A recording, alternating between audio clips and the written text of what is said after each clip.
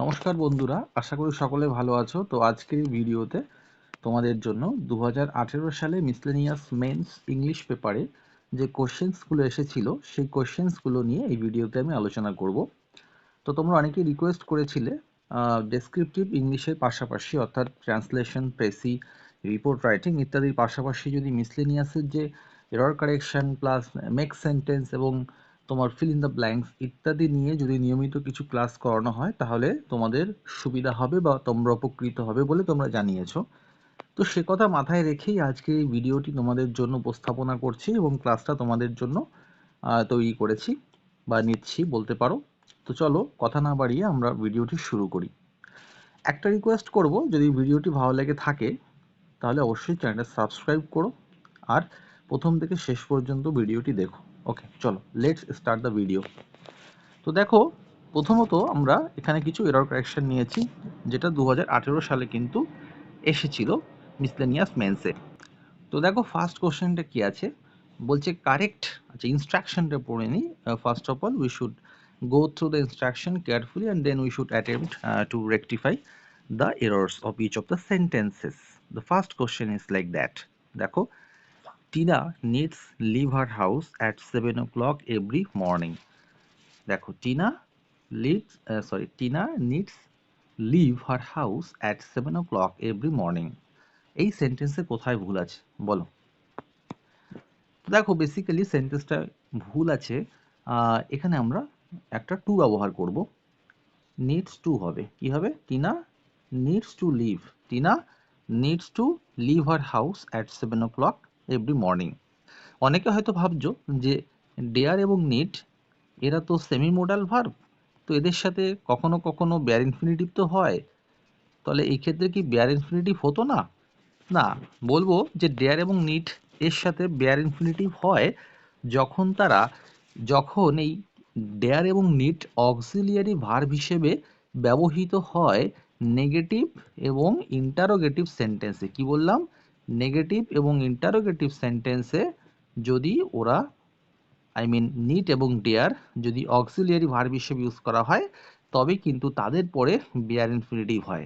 ঠিক আছে, as for example তোমাদের জন্য আমি একটা এক্সাম্পল দিই এবং কনসেপ্টটা একটু ক্লিয়ার করার চেষ্টা করি। তোমরা হয়তো সকলে জানো যে what is bare infinitive.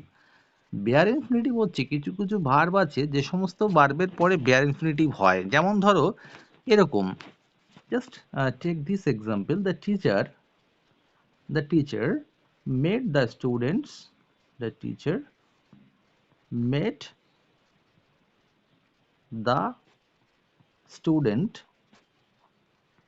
write the essay. কি বললাম? স্টুডেন্ট রাইট দ্য এসে। এখানে দেখো টু রাইট হওয়া উচিত ছিল, তাই না? Write the essay, to write হওয়া উচিত ছিল, কিন্তু এখানে টুটা কেন হলো না বন্ধুরা?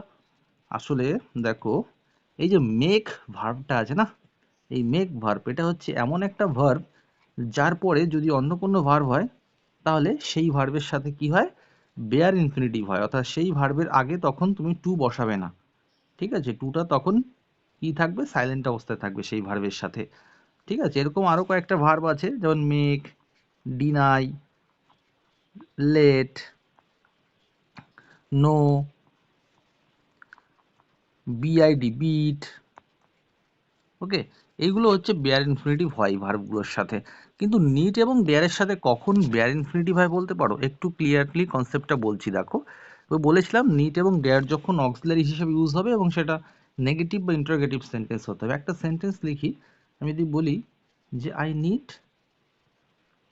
নিড টু রিড দ্য বুক, আমার বইটা পড়া দরকার।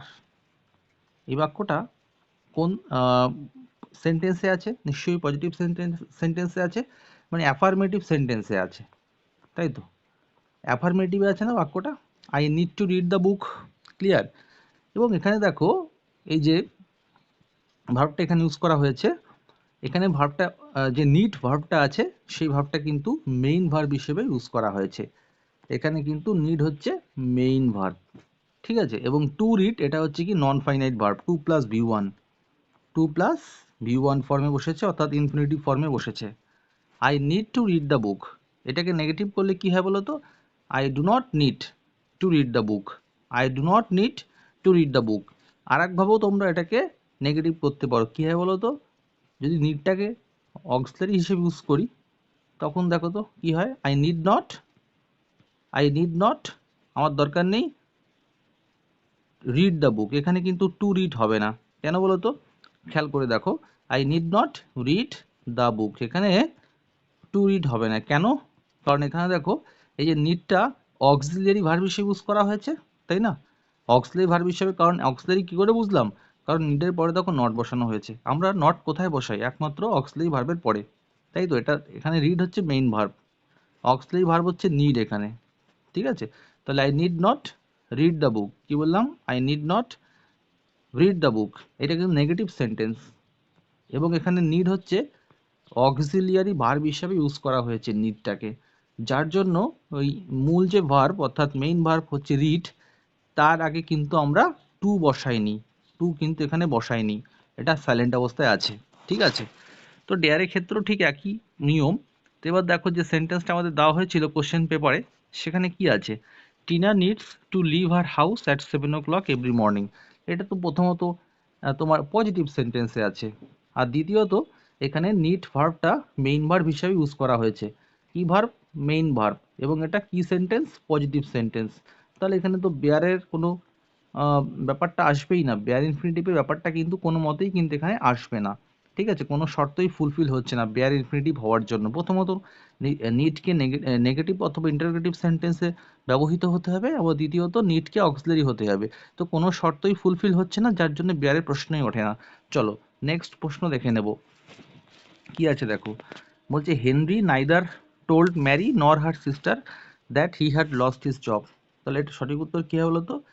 এটা হবে, দেখো, just a second, let me erase the screen so that you can you can watch the screen properly and watch each of the questions properly. Okay, দেখো হেনরি নাইদার টোল্ড ম্যারি, আসলে এখানে দেখো এই টোল্ড কথাটা আছে না, টোল্ডটা না আগে আনো, আর নাইদার কথাটা টোল্ডের জায়গায় বসাও, তাহলে উত্তর চলে আসবে। এটা হবে হেনরি টোল্ড নাইদার ম্যারি নর her sister that he had lost his job, তাই না? এখানে আমরা শিখলাম নাইদার নরের ব্যবহার, নাইদার নর, ঠিক আছে? নাইদার নর, নাইদার নর কি করে ব্যবহার করা হয় জানো? প্রথমে সাবজেক্ট দেবে, প্রথমে সাবজেক্ট, তারপরে ভার্ব, তারপরে কিন্তু ভার্ব, তারপরে নাইদার। তাহলে এখানে দেখো সাবজেক্ট হেনরি, তারপরে ভার্ব টোল্ড, তারপরে নাইদার। আগেই সাবজেক্টের পরে নাইদার বসালে ভুল হয়ে যাবে, আগে সাবজেক্ট যেটা হেনরি, তারপরে টোল্ড হচ্ছে ভার্ব। ক্লিয়ার? চলো let's proceed to the next question. বলছে there was a negligent amount, negligent amount হয়, নেগলিজেন্ট অ্যামাউন্ট হয়, কি হয় এটা? নেগলিজিবল হয় না? কি হয়? Negligible. There was a negligible amount of liquid in the test tube. Negligible মানে নগণ্য, negligible means something that can be neglected, something, হ্যাঁ, that is that cannot be counted actually, মানে এতটাই কম যে সেটা হিসেবের মধ্যেই পড়ে না আর কি, ধর্তব্যের বাইরে। সেন্স, সেই সেন্সে আমরা এখানে নেগলিজিবল কথাটা ইউজ করতে পারি। আমরা ফিজিক্স এই টার্মটা ইউজ করে থাকি, নেগলিজিবল মানে নগণ্য।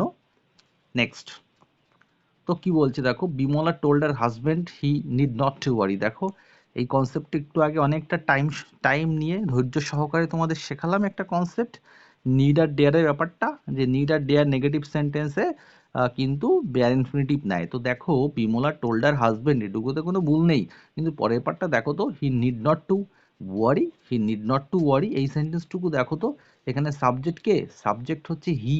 ক্লিয়ার? এবার দেখো নিড নট কি ভার্ব হিসেবে ইউজ করা হয়েছে? অক্সিলিয়ারি ভার্ব হিসেবে ইউজ করা হয়েছে নিডটাকে, তাই না? অক্সিলিয়ারি ভার্ব, এবং এটা নেগেটিভ সেন্টেন্স, তাহলে কি বেয়ার হওয়ার জন্য, নিড এখানে বেয়ার হওয়ার জন্য দুটো শর্তই ফুলফিল করলো, তার মানে নিডের পরে যে ভার্ব হবে সেই ভার্বের সাথে টু হবে না, মানে বেয়ার ইনফিনিটিভ হবে। তাহলে সঠিক উত্তর কি হবে? Bimla told her husband he need not worry, he need not worry, টুটা কেটে দাও। পরটা দেখো বলছে nobody never tells you the truth, এটা কি হবে? এটা হবে নোবডি, নোবডি নেভার। দেখো দুটো নেগেটিভে আছে, নোবডিও নেগেটিভ সেন্স বিয়ার করে, নেভারও নেগেটিভ সেন্স বিয়ার করে। তুমি এক কাজ কর, এই পরের যে নেভার নেগেটিভ ওয়ার্ডটা আছে এটাকে পজিটিভ করে দাও, এভার করে দাও, তাহলে nobody ever tells you the truth. Okay, তো দেখো পাশাপাশি দুটো নেগেটিভ বসে না সাধারণত। ওকে, এবার দেখো নেক্সট কোশ্চেন, কোশ্চেন নাম্বার জি। ওকে, তা বলছে it was so dark that at first I did not any notice of him. এখানে দেখো কোথায় ভুল আছে। ইট ওয়াজ সো ডার্ক, এটা এতটাই অন্ধকার ছিল যে it was so dark that at first সবার প্রথমে I did not I did not I did not পরে এনিটা কাটো, notice I did not notice him, এখানে হপটা কাটো, তাহলে সঠিক উত্তর হয়ে গেল কি ইট ওয়াজ সো ডার্ক, এটা এতটাই ডার্ক ছিল, it was so dark that at first I didn't notice him. চলো নেক্সট কোশ্চেন। বলছে the lack of freedom and social justice is obvious for everyone. Obvious for, এখানে অ্যাপ্রোপ্রিয়েট প্রিপোজিশনে ভুল আছে, অবভিয়াসের পরে আমরা টু বসাই, এটা অবভিয়াস টু হবে। ক্লিয়ার? চলো এবার ফিল ইন দ্য ব্ল্যাঙ্কসগুলো করে নিই, ফিল ইন দ্য ব্ল্যাঙ্কসগুলো আমরা করে নেব। Let's solve the fill in the blanks. First question কি আছে, the small kids keep losing হবে, কি হবে keep losing. Okay, somebody dash the bottle, somebody has broken, somebody কিন্তু অলওয়েজ সিঙ্গুলার সেন্স বিয়ার করে, সিঙ্গুলার সেন্স বিয়ার করে, যার জন্য এখানে দেখো হ্যাজ ব্রোকেন হলো, হ্যাজ প্লাস বিধি প্রেজেন্ট পারফেক্ট টেন্সে ইউজ করা হলো। ওকে, হ্যাজ প্লাস বিধি, somebody has broken the bottle. তারপরে কি আছে দেখো, দ্য ফাইন্যান্স মিনিস্টার, এটা হবে কি বলতো has announced, the finance minister has announced, option number 1, the finance minister has announced a new tax policy. তো এখানে সঠিক উত্তর কি হলো হ্যাজ অ্যানাউন্সড। তারপর দেখো question number D, question number D কি আছে, he has dash return from London, এটা কি হবে he has just return from London, সেই মাত্র লন্ডন থেকে ফিরলো, তাহলে এখানে সঠিক উত্তর কি হবে just, he has just return from London. দেখো জাস্ট এবং অলরেডি এই দুটো শব্দই কিন্তু অ্যাডভার্বিয়াল ইউজ করা হচ্ছে, he has just return from London মানে অ্যাডভার্ব হিসেবে কাজ করছে, এবং দুটোই কিন্তু প্রেজেন্ট পারফেক্ট টেন্স ইউজ করা হয়, ঠিক আছে, প্রেজেন্ট পারফেক্ট টেন্সে। কিন্তু এখানে মোস্ট অ্যাপ্রোপ্রিয়েট ওয়ান হচ্ছে জাস্ট, এক্ষুনি ফিরলো, আর অলরেডি মানে ইতিমধ্যে কোনো কাজ করে ফেলেছো, এরকম সেন্সে অলরেডি ইউজ করা হয়, যেমন I have already submitted my assignment to the class teacher, এরকম সেন্সে সাবমিট তোমরা অলরেডি ইউজ করতে পারো। তারপরে কি আছে দেখো, may I remind you that the computer is still dash, একদম easy, may I remind you the computer is still under guarantee, guarantee স্পেলিংটা দেখো পরীক্ষায় কিন্তু গ্যারান্টি স্পেলিং মাঝে মাঝে আসে, গ্যারান্টি লাস্টে টি। ক্লিয়ার? তো চলো এবারে আমরা দেখে নেবো make sentence, idioms and phrase দিয়ে আমাদের মেক সেন্টেন্স দেওয়া হয়, সেই মেক সেন্টেন্সগুলো একটু দেখে নেব। তো দেখো ফার্স্ট কোশ্চেন কি আছে, টেক আফটার, টেক আফটার হচ্ছে একটা কি, টেক আফটার হচ্ছে একটা ফ্রেজাল ভার্ব, টেক আফটার মানে কি একই রকম দেখতে হওয়া, সদৃশ্য হওয়া, to resemble, to resemble, what does the phrasal verb take after mean, it means to resemble, অর্থাৎ একই রকম দেখতে হওয়া। তাহলে কি বলতে পারি দেখো, তো একদম ইজি একটা সেন্টেন্স বানাই টেক আফটার দিয়ে, দ্য গার্ল মেয়েটি টেক্স আফটার, অর্থাৎ দেখতে একই রকম, টেক্স আফটার হার মাদার, লিখতে পারি হ্যাঁ কি না, একদম ইজি না, the girl takes after her mother, মেয়েটি তার মায়ের মতো দেখতে, the girl takes after her mother. Okay, চলো নেক্সট ওয়ান দেখে নিই আমরা, নেক্সট ওয়ান কি আছে দেখো, picture perfect, it is another phrase, it means flawless, picture perfect means flawless, অর্থাৎ যার কোনো ফ্ল নেই, picture perfect is a phrase that expresses something, that tells something that is without any kind of flaw, ঠিক আছে, অর্থাৎ that has no demerit, অর্থাৎ যার কোনো দোষ ত্রুটি নেই। So this is picture perfect. So let's start, I mean let's make a sentence with this phrase. তাহলে এই ফ্রেজ দিয়ে আমরা একটা সেন্টেন্স বানিয়ে ফেলি, চলো আমি বলতে পারি দ্য পিকচার পারফেক্ট, সুন্দর একটা বাক্য তৈরি করবো দেখো পিকচার পারফেক্ট দিয়ে, the picture perfect beauty, the picture perfect beauty করতে পারো, দ্য পিকচার পারফেক্ট বিউটি, এক সিম্পল যদি করে থাকি, তোমরা ধরো সিম্পলি করতে চাই, সেক্ষেত্রে কি করবে, the picture perfect beauty of the mountain mesmerized me, অর্থাৎ হিমালয়ের যে তোমার ফ্ললেস অর্থাৎ ত্রুটিহীন সৌন্দর্য সেটা আমাকে মিসপ্রাইজড করেছিল, কিন্তু আমি একটু স্ট্যান্ডার্ড ওয়েতে খুঁজি করতে চাই, দেখো দ্য পিকচার পারফেক্ট অর্থাৎ flawless, picture perfect means flawless, vista, vista মানে ল্যান্ডস্কেপ, ভিস্তা মানে landscape, the picture perfect vista of the snow capped, snow capped মানে কি তুষারাবৃত, snow capped, snow capped, snow capped মানে তুষারাবৃত, পিকস অফ মাউন্টেন্স, পিক মানে কি চূড়া, অর্থাৎ পর্বতের চূড়া, ঠিক আছে। দ্য স্নো ক্যাপড, কি বললাম, the snow capped peaks of the Himalayan mountains mesmerized me. Mesmerized মানে কি, বিস্মিত করা, নিজে মন্ত্রপুত করা, মুগ্ধ করা কাউকে, মেসমারাইজ। মেসমারাইজ খুব সুন্দর একটা ওয়ার্ড, দেখো, মেসমারাইজ মানে কাউকে মুগ্ধ করা, ঠিক আছে। চলো নেক্সট ফ্রেজটা দেখে নিই, নেক্সট ফ্রেজটা কি আছে দেখে নিই। Just erase all the writing from the screen, then we should make another sentence with the next question, I mean with the next phrase, that is apple of my eye, অর্থাৎ চোখের মণি। apple of my eye মানে কি, তোমার চোখের মণি। তো লিখতে পারি না যে my brother is my apple of is apple of my eye, কি লিখবো, my brother is apple of my eye, কি লিখবো, my brother is the apple of my eye, okay। চলো নেক্সট ওয়ান, ব্ল্যাকআউট মানে কি, ব্ল্যাকআউট মানে দেখো যুদ্ধের সময় যে ইলেকট্রিসিটি টার্ন অফ করে স্থানীয় বসতি অঞ্চলের মানুষেরা কি করে, ইলেকট্রিসিটি টার্ন অফ করে চুপচাপ গুটিসুটি মেরে বসে থাকে পুরো এলাকাটাকে অন্ধকার করে, এটাকে বলে ব্ল্যাকআউট, ঠিক আছে। তাহলে দেখো আমরা কিভাবে ব্ল্যাকআউট দিয়ে সেন্টেন্স মেক করতে পারি। এরপর কি বলতে পারি দেখো তো, there was, সেখানে ছিল, there was a complete অর্থাৎ সম্পূর্ণ, complete blackout অর্থাৎ সেখানে একটা সম্পূর্ণ ব্ল্যাকআউট ছিল, there is a complete blackout in the city মানে কি, শহরে, there is a complete blackout in the city when the enemy